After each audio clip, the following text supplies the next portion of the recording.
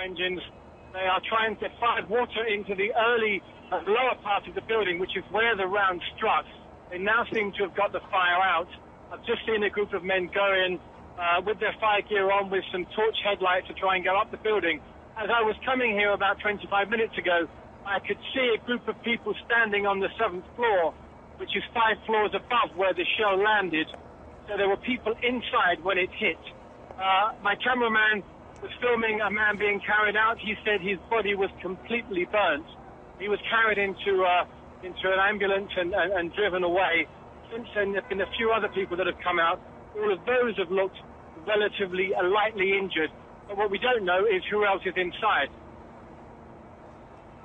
Well, Paul, of course, this building was hit before. Many of the journalists then moved out. Do we know how many people were there? Because we did hear that at least one of the foreign Arab channels had started broadcasting again from there.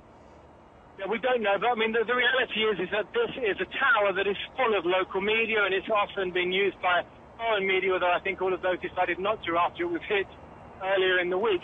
And this is where all their stuff will be built into the building, so they probably don't have any other alternative to either broadcast here or don't broadcast. The difference between this strike and the last strike is the last strike hit the top of the building. It hit the tower in the middle of the night, when perhaps it could have been argued that there was less chance of people being there.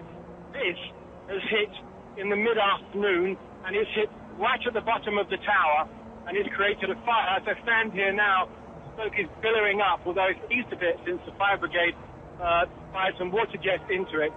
So this is not the same kind of precision strike that we saw earlier in the week, when it could have been argued they were just trying to take out, as they said they were, the antenna.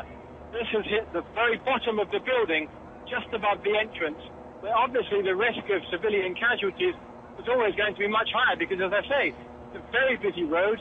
As people can see, it's not far from our bureau. This is the main road through Gaza, and we don't know whether anyone on the ground, when it hit, was injured. We got here about 3 or 4 minutes afterwards, and by then the ambulances were already here and ferrying people away.